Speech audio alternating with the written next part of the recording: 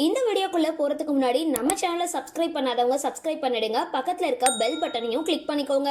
வாங்க வீடியோக்குள்ள போகலாம். விஜய் தொலைக்காட்சியில கடந்த 2021ஆம் ஆண்டு புதுமுக நடிகர்கள் நடிக்க ஒரு பெண்ணோட வாழ்க்கை போராட்டமா தொடங்கப்பட்ட சீரியல் தான் காற்றுக்கென்ன வேலி.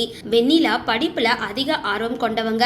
ஆனா அவங்களோட அப்பா திருமணம் செஞ்சு வைக்க முடிவு செஞ்சிருக்காங்க. திருமணத்துல இருந்து வெண்ணிலா தன்னோட பள்ளி ஆசிரியரோட உதவியால சென்னைக்கு வராங்க. படிக்க வந்தவங்களுக்கு கல்லூரியில ஏகப்பட்ட பிரச்சனை நடக்குது. காதலும் வருது. அதனால நிறைய பிரச்சனைகள் சவால்களை சந்திக்கிறாங்க. அதை எல்லாமே தாண்டி சாதிக்கிற வெண்ணிலா அப்படின்றவங்களோட கதையா ஒளிபரப்பான காற்றுக்கென்ன வேலி சீரியல் கடந்த 2023ஆம் ஆண்டு முடிவுக்கு வந்திருந்தது.